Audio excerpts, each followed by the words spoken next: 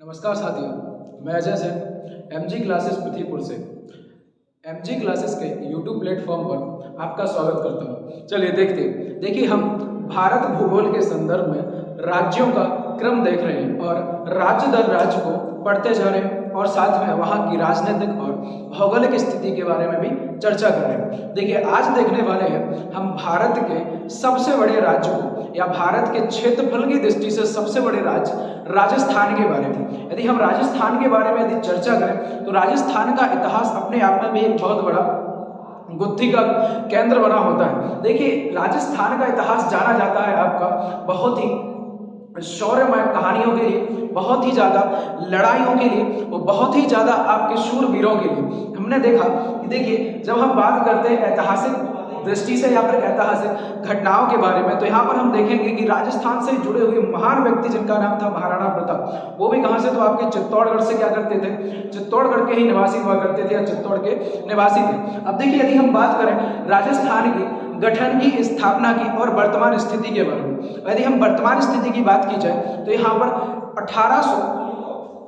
1947 के बाद राजस्थान को राज्य का दर्जा किस प्रकार से मिला था और यह आगे चलकर आज की स्थिति में क्या स्थिति को प्रदर्शित करता है, इसके बारे में हम यहाँ पर चर्चा करने वाले हैं। यदि हम देखें यहाँ के गठन की बात या इसकी स्थापना की यदि चर्चा की जाए कि बताइए राजस्थान की स्थापना या राजस्थान का जो क्षेत्र था, जो एक क्षेत्र के रूप में इसे मान्यता दी गई थी, तो तब कब दी गई थी, तो यदि हम बात करें कि इसकी स्थापना की, तो स्थापना की जब बात आती है तो इसकी 30 मार्च 1949 को राजस्थान को एक क्षेत्र के रूप में या पृथक जगह के रूप में मान्यता दे दी गई थी। कब दी गई थी, वो थी आपकी क्या, तो आपका 30 मार्च 1949 को। 30 मार्च 1949 को राजस्थान को एक पृथक क्षेत्र के रूप में मान्यता तो मिल गई थी, लेकिन यदि हम बात करें कि इसका जो गठन हुआ या राज्य के रूप में इसे कब माना गया, तो राज्य के रूप में इसे माना गया आपका 1 नवंबर 1956 को। देखिए स्थापना तो हो चुकी थी, मतलब कि एक क्षेत्र का नाम दे दिया गया था कि भाई इतना वाला जो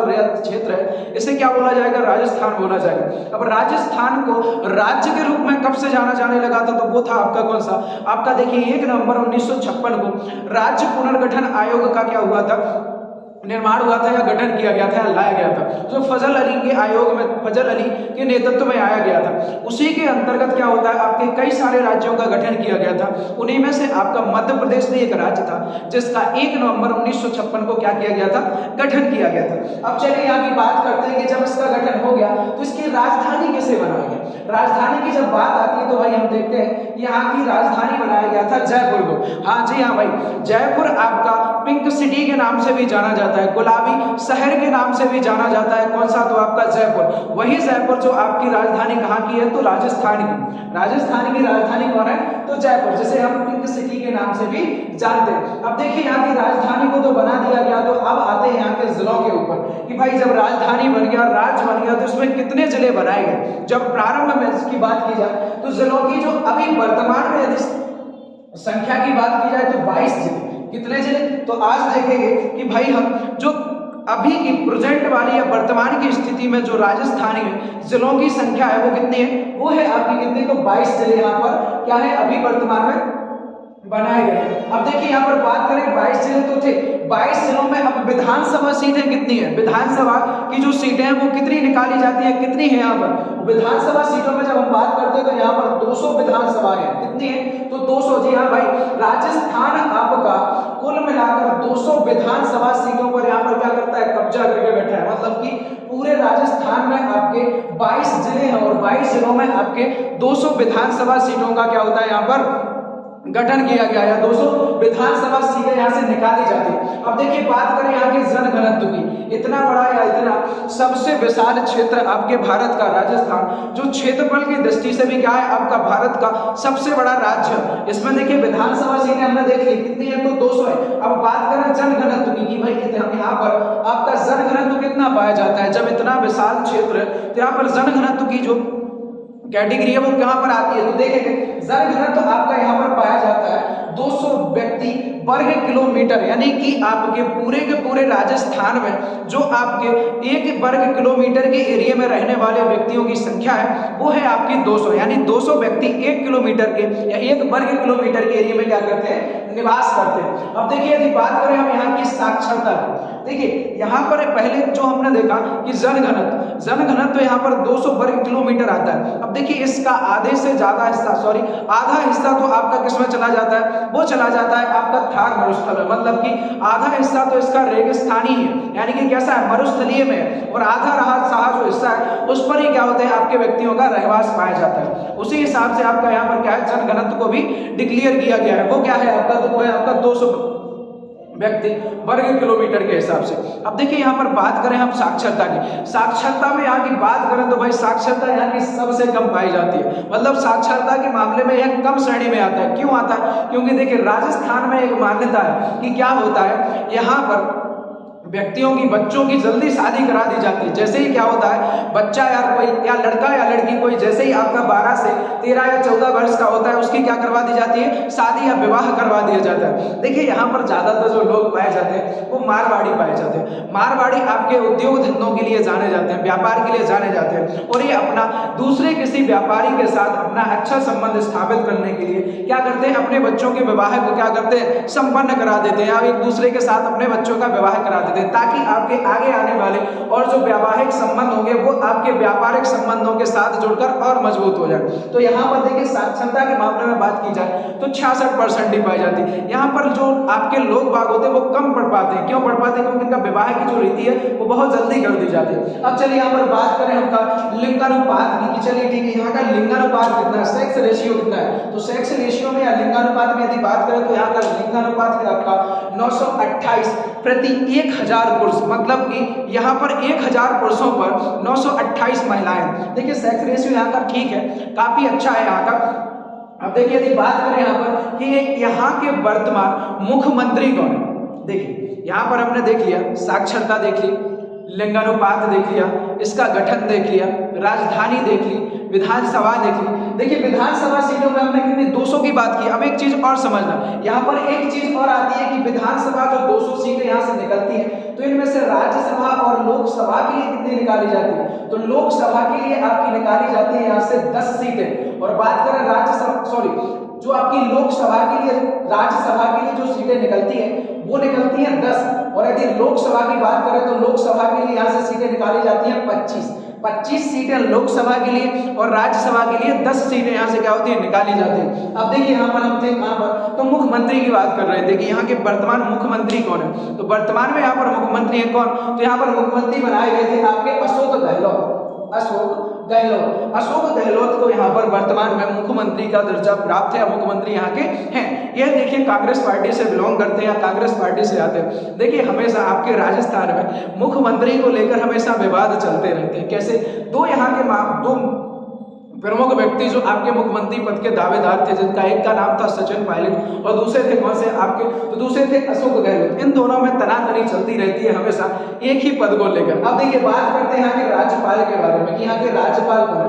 राज्यपाल की हम जब बात करेंगे तो यहाँ पर कलराज मिश्र को क्या बनाया गया, यहाँ का वर्तमान राज्यपाल नियुक्त किया गया। देखिए ये तो देख लिया हमने पॉलिटिकल यानी कि आपके राजनीतिक स्तर से। अब यदि हम बात करें राजनीतिक स्तर के बाद की यहाँ के प्रतीक चिन्ह कौन कौन से बनाए गए, या यहाँ पर प्रतीक चिन्ह कौन कौन से हैं, यानी आपके राजस्थान के प्रमुख प्रतीक चिन्ह कौन कौन से हैं। तो उसमें हम यदि देखेंगे राजकीय पशु से, यानी कि आपके राजस्थान का वर्तमान राजकीय पशु क्या है, तो देखिए राजकीय पशु में यदि हम बात करें तो इसके 2 राजकीय पशु निकल के आते हैं। 2 राजकीय पशु कैसे, तो यहाँ पर एक जंगली राजकीय पशु नियुक्त किया गया है और दूसरा यहाँ पर पालतू पशु भी क्या किया गया है, नियुक्त किया गया है। जंगली में यदि हम बात करें तो चिंकारा यानी हिरण। आपका देखिए चिंकारा आपका हिरण जैसा ही होता है, और इसके क्या होते हैं, केवल आपके जो सींग होते हैं बहुत ही ज्यादा पैने होते हैं, यानी कि सींग इसके जो आपके अपेक्षा, देखिए हिरण आपके कई प्रकार के होते हैं, 12 सिंगा, और क्या बोलते हैं उसको कछड़िया, और क्या बोलते हैं आपको, और बोलते हैं इसको काला हिरण, कस्तूरी मृग या हिरण आपका, और एक है आपका कौन सा, चिंकारा। देखिए ये क्या होते हैं आपके, इनके जो सींग होते हैं बिल्कुल स्ट्रेट होते हैं, सीधे होते हैं, और यह क्या होता है, ये अपने बचाव के लिए प्रयोग में लाते हैं। जैसे कि इन्हें पता लगता है या इन्हें जैसे ही आभास होता है कि इनके ऊपर कोई खतरा आने वाला है या इन्हें किसी भी चीज से खतरा है, तो क्या करते हैं, अपने सींग आगे कर देते हैं। यदि कोई जानवर, खूंखार जानवर इनका शिकार करने आता है, जैसे शेर हो गया और अन्य जानवर, यदि इनका शिकार करने आते हैं तो सबसे ज्यादा किसका प्रयोग करते हैं बचाव के लिए, तो अपने इन्हीं पहले सींगों का क्या करते करते हैं, प्रयोग करते हैं, ताकि क्या हो सके, ये उस शिकार से बच सके। चलिए अब आगे देखते हैं। इनका जंगली तो देख लिया हमने, क्या है, चिंकार है, हिरण। अरे आपका पालतू में यदि बात की जाए तो भाई आपका यहाँ का पालतू है ऊंट।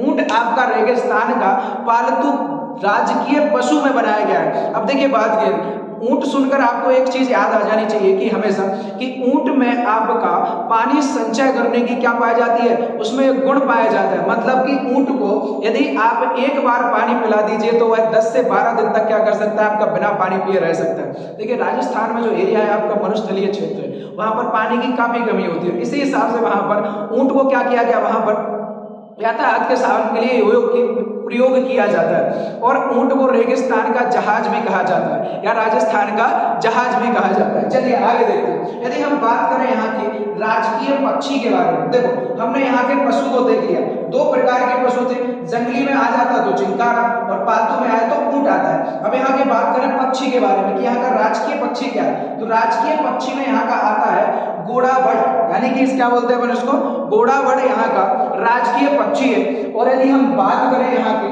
राजकीय वृक्ष के बारे में कि यहाँ का राजकीय वृक्ष क्या है, तो राजकीय वृक्ष में आ जाता है खेजड़ी। खेजड़ी आपका एक कटीला पौधा होता है या पेड़ होता है, जिसमें केवल आपके क्या लगे होते हैं, कांटे लगे होते हैं। देखिए एक चीज को समझना, आपके राजस्थान आपका कैसा है, तो शुष्क प्रदेश है, और शुष्क प्रदेश में आपके ज्यादातर कटीले जो होंगे वृक्ष पाए जाएंगे, और उन्हीं में से आपका खेजड़ी एक कटीला वृक्ष या कांटेनुमा आकार का या कांटे वाला वृक्ष, उसी को यहाँ का राजकीय वृक्ष नियुक्त किया गया है। अब चलिए यहाँ की बात करते हैं पुष्प के बारे में। यहाँ का वर्तमान राजकीय पुष्प क्या है, तो राजकीय पुष्प है यहाँ का रोहिड़ा। रोहिड़ा यहाँ का राजकीय पुष्प है। अब देखिए खेल के बारे में बात करते हैं, ये सबसे इंपोर्टेंट हो जाता है राजस्थान की दृष्टि से कि यहाँ का राजकीय खेल किसे नियुक्त किया गया है, किसे बनाया गया है, तो बास्केटबॉल को। जी हाँ भाई, बास्केटबॉल को यहाँ का राजकीय खेल के रूप में यहाँ पर मान्यता प्राप्त है। अब बात करें हम यहाँ के नृत्य के बारे में कि यहाँ का राजकीय नृत्य कौन कौन सा है या कौन सा है, तो राजकीय नृत्य इसने घूमर को नियुक्त किया गया है, घूमर को बनाया गया या घूमर को मान्यता दी है। जी भाई, वही वाला घूमर जो पद्मावती मूवी में दिखाया गया था आपका, घूमर घूमर करके जो नाचती है दीपिका पादुकोण, वही वाला घूमर कौन सा है आपका, तो कहाँ का है, राजस्थान का बनाया गया है। राजस्थान का जो राजकीय नृत्य है वो कौन सा है, वो आपका घूमर नियुक्त किया गया है, घूमर को मान्यता प्राप्त की गई है। अब देखिए यहाँ की बात करें, सबसे फेमस जो आपका आता हुआ है राजकीय गीत या राजकीय गीत के बारे में यहाँ से क्वेश्चन बनता है कि बताइए राजस्थान का वर्तमान राजकीय गीत कौन कौन कौन सा है। तो राजकीय गीत में यदि हम बात करें तो यहाँ का राजकीय गीत है आपका, देखिए राजकीय गीत आपका यहाँ के लोकल व्यक्तियों द्वारा जब हम यहाँ से जाते हैं तो उस रूप में भी इसमें क्या होता है, गाया जाता है, जिसमें गाते हैं कि केसरिया बालम आओ नी पधारो मारे देश। ये यहाँ का क्या है, राजकीय गीत है। बड़े ही संगीत के साथ वहाँ के जो लोकल वाद्य यंत्र होता है उसके हिसाब से क्या होता है, यहाँ पर गाया जाता है, जिसे तमूरा बोला जाता है। उसकी धुन पर इसको क्या करते हैं, वहाँ के लोकल निवासी गाते हैं, जिनसे कि क्या होता है, टूरिज्म को बढ़ावा देने के लिए जो भी बाहर के क्या होते हैं यहाँ पर जो पर्यटक देखने के लिए जाते हैं, घूमने के लिए जाते हैं, उनको लुभाने के लिए गीत गाया जाता है कि केसरिया बालम आओ नी पधारो मारे देश। ठीक है, बड़े ही लय में गाया जाता है, मेरा उतना अच्छा स्वर नहीं है। ठीक है, चलिए अब बात करते हैं यहाँ पे। अब देखो इतना हमने देख लिया कि गीत क्या है, नृत्य, लोक नृत्य, आपका खेल, पुष्प और वृक्ष, पक्षी और पशु, ये यहाँ के राजकीय प्रतीक चिन्हों के रूप में जाने जाते हैं। अब देखिए बात करें हम यहाँ पे प्रमुख जनजातियों के बारे में। राजस्थान आपका एक चीज के लिए और जाना जाता है, वो है आपकी ट्राइब्स यानी कि जनजातियां। जनजातियों के मामले में राजस्थान आपको भरमार पड़ा हुआ है, यानी कि सबसे ज्यादा जनजातियां आपकी यहाँ पर देखने को मिल जाती है। संख्या के बारे में बोल रहा हूं मैं कि संख्या के रूप में क्या मिलती है आपकी राजस्थान में देखने को मिल जाती है। देखिए यदि हम जनजातियों की बात करें तो इसमें सबसे पहली जनजाति है आपकी मीणा, मीणा जनजाति, भील जनजाति, सहारिया जनजाति, गरासिया। गरासिया जनजाति से क्वेश्चन बनता है। क्वेश्चन हमेशा किससे बनता है, तो गरासिया से। इससे क्वेश्चन बनता ही बनता है। जब जनजातियों से यदि कोई क्वेश्चन उठेगा तो आपका किससे बनेगा, गरासिया से। गरासिया के बारे में बनेगा कि बताइए भारत में गरासिया जनजाति कौन से राज्य से संबंधित है, या फिर ये पूछ लिया जाएगा कि बताइए राजस्थान राज्य में प्रमुख जनजाति के रूप में किसे जाना जाता है, तो भी आपकी कौन सी, गरासिया जनजाति को। अब देखिए एक जनजाति और है, कौन सी आपकी, भील जनजाति। भील जनजाति आप देखेंगे कि आपके एक महान व्यक्ति थे जिनका नाम था महाराणा प्रताप, उनके साथ युद्ध करने की, या उन्होंने जो अब जब युद्ध किया था हल्दी घाटी का, तो उसमें साथ देने वाली जो जनजाति थी वो भी कौन थी आपकी, वो थी आपकी कौन सी, तो भील जनजाति।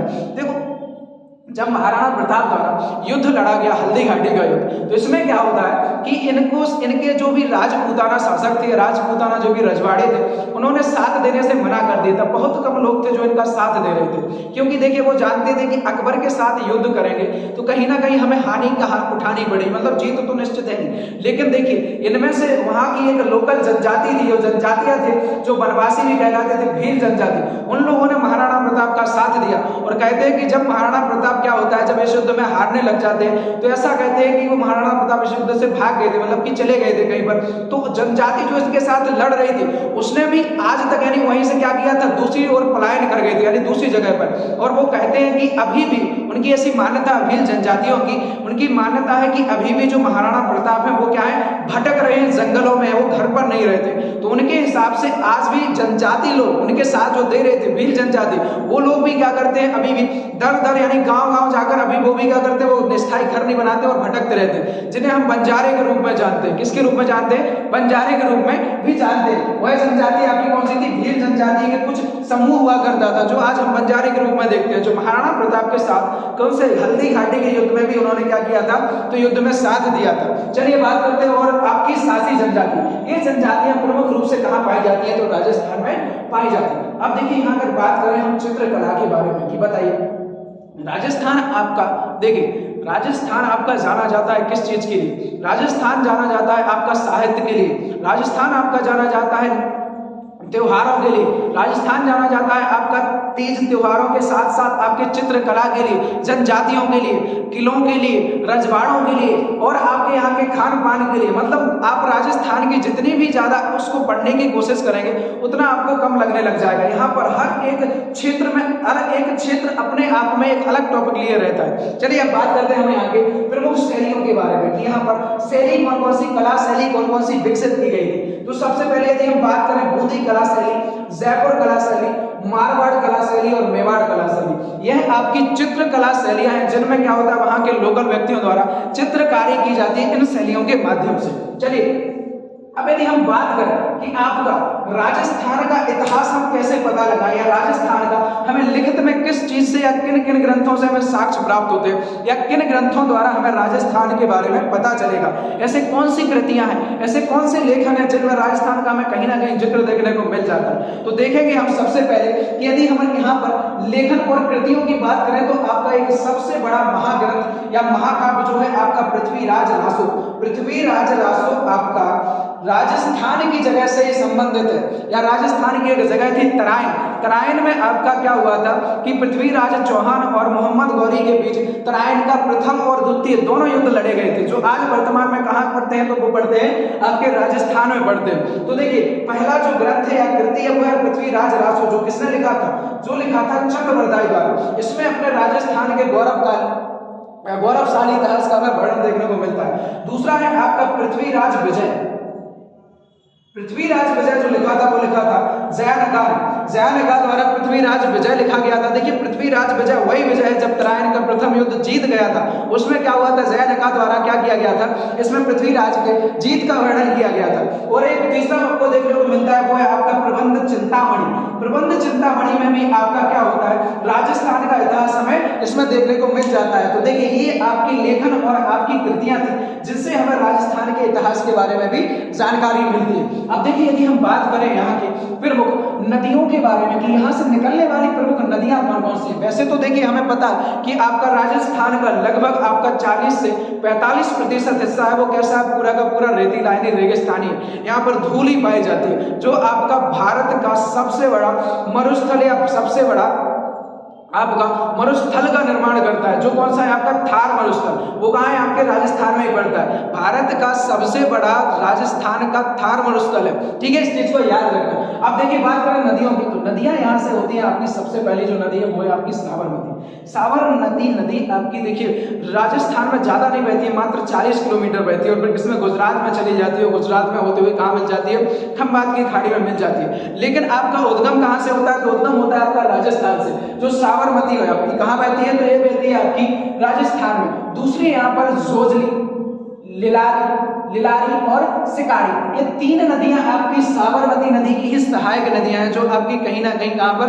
तो राजस्थान में बहने देखने को मिल जाती है। अब देखिए बात करें यहाँ के राष्ट्रीय उद्यानों में, इनसे आपका क्वेश्चन 100% आपका कभी भी यदि राष्ट्रीय उद्यान से आपका क्वेश्चन बनता है तो आपके यहाँ के किसी ना किसी राष्ट्रीय उद्यान से 4-5 में से आपको देखने को मिल ही जाएगा। अब जैसे कि बात करें हम आपके कौन से केवलादेव देखिए पहला जो आपका राष्ट्रीय उद्यान वो है केवलादेव राष्ट्रीय उद्यान।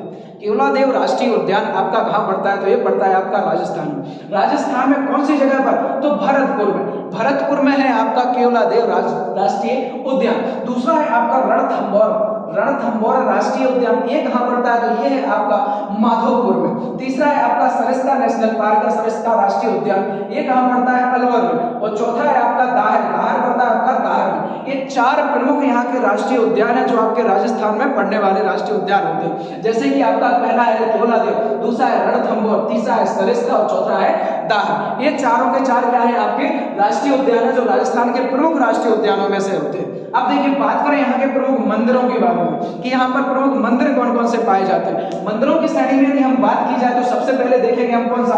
ज्वाला देवी मंदिर, महावीर मंदिर। तीसरा है आपका कौन सा? अंबिका देवी मंदिर यहाँ का सबसे प्राचीन मंदिर की श्रेणी प्राप्त की हुई है या सबसे प्राचीन मंदिरों में आता है। कौन सा? वो है आपका अंबिका देवी मंदिर। देखिए अब बात करें दिलवाड़ा का जैन मंदिर आपका बहुत ही सुव्यवस्थित तरीके से बनाए गए जैन मंदिरों में से।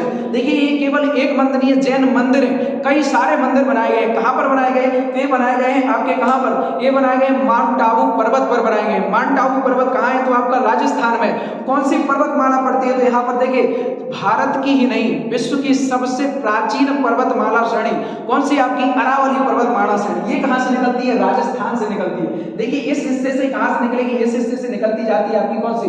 अरावली पर्वतमाला श्रेणी। और इसी पर आपका पड़ता है क्या? यहां पर पड़ेगा कौन सा? माउंट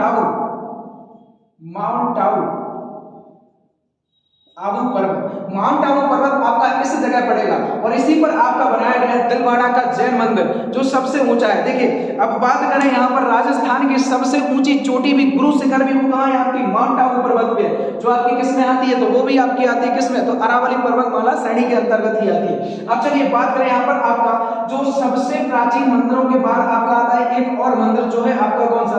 मेहंदीपुर बालाजी मंदिर। ये भी कहाँ है आपका? तो ये भी आपका राजस्थान में देखने को मिल जाएगा। जो आपके प्रमुख मंदिरों में से प्रमुख 5 मंदिर आपके यहाँ पर दिए गए, इन्हीं में से आपका मंदिरों से क्वेश्चन बनेगा तो आराम से आपका यहाँ से आ जाएगा। अब देखिए यहाँ पर बात करें लोक नृत्य के बारे में। देखिए राजस्थान आपका जाना जाता है संस्कृति के बारे में, लोक परंपराओं के बारे में, लोक कल्याण की जो कृतियां लिखी गई उसके बारे में, ये सारी की सारी चीजें आपको राजस्थान में देखने को मिल जाएंगी। अब देखिए बात करते हैं यहाँ के लोक नृत्य के बारे में। यदि लोक नृत्य की बात करें तो घूमर आपका यहाँ का राजकीय लोक नृत्य भी यहाँ पर बनाया गया है या लोक नृत्य घोषित किया गया है। दूसरा है आपका झूमर, ढोल, बिंदौरी, गीदड़, चांद, ये यहाँ के क्या है? प्रमुख लोक नृत्य बनाए गए या लोक नृत्य जो आपके राजस्थान में सबसे प्रमुख लोक नृत्यों में से आते हैं। अब देखिए यदि हम बात करें यहाँ पर कुछ प्रमुख जगहों की कि राजस्थान में और प्रमुख जगह कौन कौन सी हैं आपकी जो आपके पर्यटक स्थलों से देखने को मिलेंगी या पर्यटक स्थल के रूप में विकसित की गई। देखिए हम बात करें यहाँ पर यदि हम सबसे पहले यदि बात की जाए तो यहाँ पर आपको देखने को मिलेगा राजस्थान का सबसे बड़ा जिला जो है कौन सा? तो जो है आपका जैसलमेर आपका राजस्थान का सबसे बड़ा जिला है जो कहां पड़ता है? आपका इस जगह पर जाएगा। इस जगह यदि हम देखें तो वो पड़ेगा आपका जोधपुर को आप ब्लू सिटी के नाम से भी जानते हो, यानी कि आप इसे नीला शहर भी कहा जाता है। देखिए यहीं पर दोनों मिल जाएंगे। यदि हम बात करें पिंक सिटी तो जयपुर, और हम बात करें कि ब्लू सिटी तो क्या है आपका? जोधपुर। ये दोनों कहाँ है आपके? तो राजस्थान में हमें देखने को मिल जाएंगे। चलिए अब बात करते हैं हम कुछ अन्य शहरों की। जैसे हमें यहाँ पर पता है क्या है? यहाँ पर आपका जयपुर आपका राजस्थान की क्या है? राजस्थान की राजधानी बनाई गई है। राजस्थान की राजधानी क्या है? तो जयपुर। अब देखिए बात करेंगे हम यहाँ पर तो यहाँ पर आपको देखने को मिलेगा बूंदी। यहाँ पर बात करें तो क्या है? यहाँ पर मिलेगा आपको कोटा। ये प्रमुख क्या है, आपके शहर या प्रमुख क्षेत्र जो आपके राजस्थान में जाने जाते हैं। अब देखिए आज इस वीडियो में हम इतना ही देखने वाले हैं, आगे आपके पर्यटक स्थलों के और आपके अन्य जो बिंदु छूट रहे हैं वो हम नेक्स्ट वीडियो में देखने वाले हैं। इसमें आप इतना ही देखोगे, इसके बाद हम दूसरी वीडियो में आएंगे और मिलेंगे। देखिए आपको जो भी इस चीज में जो भी हमें बताता हूं वो आपको यदि अच्छा लगता है तो प्लीज एक लाइक जरूर कर दिया करो, और साथ में आप बाद में कमेंट करके हमें जरूर बताएं कि आपको ये सेशन कैसा लगा, और हमें और भी चीज या और भी किस तरीके से आपको समझाना चाहिए वो सारे सजेशन भी आप दे सकते हो। चलिए आज के लिए इतना ही, मिलते हैं अपन नेक्स्ट वीडियो में जो आपकी रहेगी राजस्थान की ही दूसरी वीडियो रहेगी। चलिए धन्यवाद।